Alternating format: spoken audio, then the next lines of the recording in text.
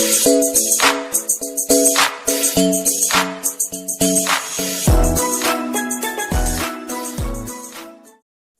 Ibu, perkenalkan nama saya Alvina Syahro dari Universitas Peradaban Bumi Ayu, Prodi Pendidikan Bahasa Indonesia. Tujuan datangnya saya di sini ingin mewawancarai Ibu guna memenuhi tugas ulangan akhir semester mata kuliah Etika dan Profesi Pendidikan. Di sini saya akan mewawancarai Ibu dan saya mempunyai beberapa pertanyaan tentang kode etik seorang guru. Yang pertama itu, Ibu kan seorang guru. Bagaimana sih Ibu cara memakai kode etik tersebut untuk menjalankan tugasnya? Baik, sebelumnya perkenalkan dulu ya, nama saya Dia Mustiana. Saya berprofesi sebagai guru, dalam hal ini mata pelajaran fisika di SMA Negeri 1 Bantar Kaung. Seperti itu. Dalam memaknai kode etik seorang guru. Jadi yang namanya kode etik itu sangat penting ya, karena kode etik itu mengatur setiap perilaku dan sikap seorang guru itu harus bagaimana ya, dalam pekerjaannya, entah itu di sekolah, entah di masyarakat, seperti itu. Ya Bu, menurut Ibu sikap dan perilaku yang bagaimana yang diatur dalam kode etik guru itu seperti apa ya Bu? Sikap dan perilaku ya, yang pertama itu karena guru adalah mendidik peserta didik, seperti itu ya, maka dari itu saya akan menjelaskan beberapanya. Yang pertama itu guru membimbing peserta didik, itu yang paling utama. Nah, kenapa kita harus membimbing peserta didik? Karena peserta didik itu adalah generasi Indonesia, sehingga dari situ kita sebagai guru bertugas untuk membentuk manusia yang berperilaku baik, berperilaku seperti dalam Pancasila, seperti itu. Nah, kemudian yang kedua, yang pasti guru harus memiliki kejujuran. Kejujuran sebagai profesi seorang guru. Nah, kemudian selanjutnya ada juga guru itu sebaiknya berusaha memperoleh informasi tentang peserta didik. Kenapa harus begitu? Biar guru itu agar tahu, bagaimana nih peserta didik itu harus dibentuk, kemudian biar kita itu pas gitu loh dalam mendidiknya. Yang selanjutnya itu guru berusaha memperoleh informasi tentang peserta didik. Gunanya untuk apa? Gunanya untuk membimbing dan membina peserta didik di dalam sekolah, seperti itu. Kemudian ada beberapa lagi.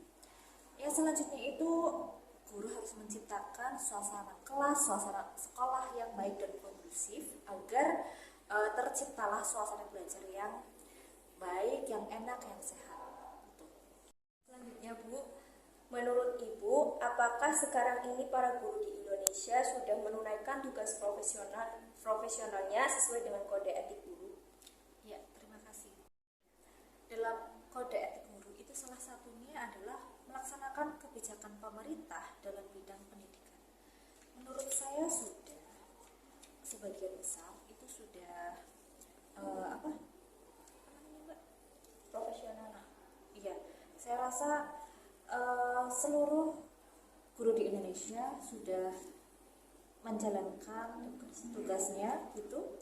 Karena apa? Karena saya lihat di implementasi kurikulum Merdeka itu semua guru sudah mulai mengimplementasikan kurikulum Merdeka di setiap sekolah juga sudah ada. Selain itu juga benar-benar gencar pada kurikulum Merdeka itu.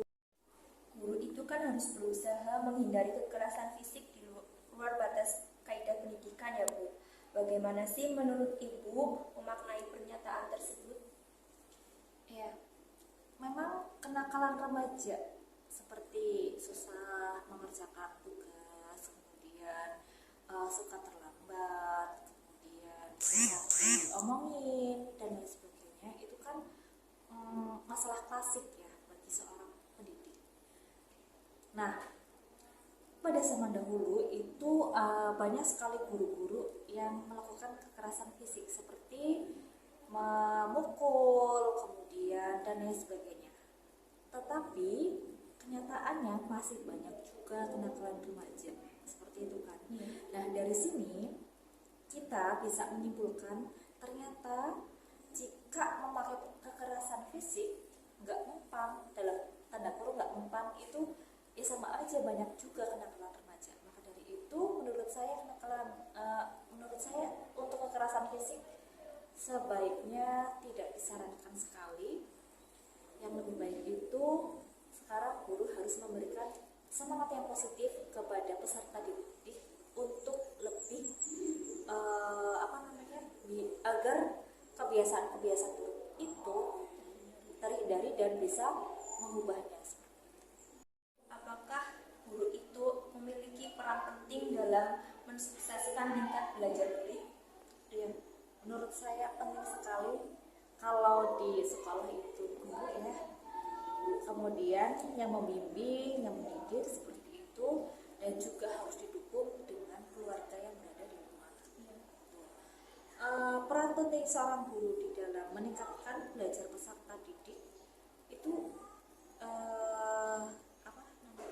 salah satunya adalah memberikan inovasi-inovasi, kemudian motivasi-motivasi agar peserta didik yang malas, kemudian peserta didik yang tidak ada semangat itu jadi menambah semangatnya, kemudian terjadilah kesuksesan dalam belajar. Terima kasih Ibu, pertanyaan itu saja yang dapat saya sampaikan. Nanti ada pertanyaan berikutnya dari rekan saya Mbak Ide Palupi. Waktu dan tempat saya persilahkan. Saya Ide Palupi akan melanjutkan pertanyaannya. Seberapa pentingkah hubungan profesionalisme guru dalam belajar mengajar murid dengan tingkat belajar murid?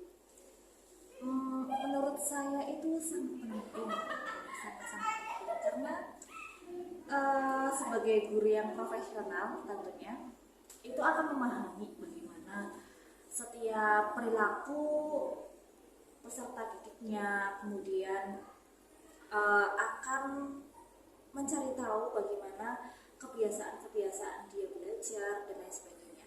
Nah, dari informasi-informasi yang didapat dari seorang guru itu, dari peserta didik itu kita akan menerapkan bagaimana metode yang baik, bagaimana cara mengajar yang baik untuk si peserta didik tersebut, sehingga terjadilah peningkatan belajar bentuk dari peserta didik tersebut. Kira-kira seperti itu. Bagaimana cara mengajar guru yang profesional menurut Anda? Oke, cara mengajar guru yang profesional ya.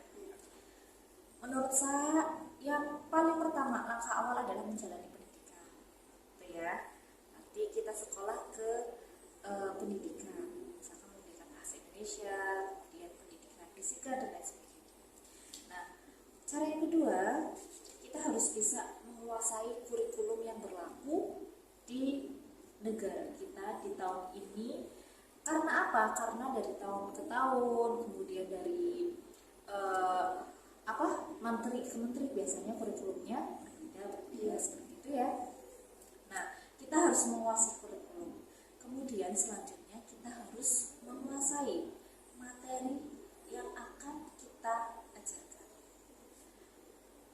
Kemudian lagi, menurut saya yang sangat penting adalah komunikasi. Komunikasi guru dengan siswa, komunikasi guru dengan guru, komunikasi guru dengan karyawan, kemudian komunikasi guru dengan masyarakat sekitar, komunikasi guru dengan wali, murid atau orang tua peserta didik. Nah, selanjutnya menurut saya itu melakukan inovasi perubahan-perubahan yang menjadi tolak ukur agar kita itu tidak melulu dengan cara yang klasik, tetapi cara-cara yang kekinian seperti itu, dan juga harus tahu tentang media sosial. Bagaimana ciri guru yang profesional menurut Ibu? Ciri guru yang profesional. Nah, ini yang paling penting yaitu selalu mempunyai energi yang positif untuk siswanya. Tuh. Kemudian punya tujuan yang jelas. Ini peserta didik akan dibawa kemana? Kita harus tahu. Ataukah dia ke perguruan tinggi nantinya setelah lulus, ataukah dia akan bekerja, kemudian ataukah dia akan berwirausaha. Nah, kemudian karena kita harus memiliki tujuan yang jelas, itu maka harus ada keterampilan mendisiplinkan siswa atau peserta didiknya. Kemudian yang paling penting juga adalah komunikasi dengan orang tua dan memiliki harapan yang tinggi kepada peserta didik tersebut. Jangan menjudge peserta didik tersebut, semisal peserta didik itu orangnya malas, kita sudah menjudge ini orangnya malas, gak ada harapan dan lain sebagainya. Tapi kita harus memiliki harapan yang tinggi bahwa dia sedang dalam proses belajar seperti itu. Kemudian selanjutnya pengetahuan tentang kurikulum juga termasuk ciri guru yang profesional. Kira-kira seperti itu, Mbak. Selanjutnya, sejauh manakah seorang guru menjalin kerjasama dengan orang tua dalam menjalankan profesinya? Seperti yang tadi saya bilang, orang tua juga sangat berperan penting ketika peserta didik berada di rumah. Ya, jadi kerjasama seorang guru dengan orang tua terletak pada cara mendidik dan cara membimbingnya. Ketika anak berada di sekolah, kita sebagai guru yang membimbing dan mendidik.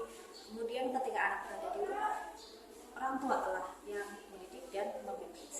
Pendapat Ibu, bagaimanakah maksud pernyataan bahwa guru bekerja sama secara arif dengan masyarakat untuk meningkatkan prestise dan martabat profesinya? Guru melakukan semua usaha untuk secara bersama-sama dengan masyarakat dalam berperan penting untuk meningkatkan pendidikan.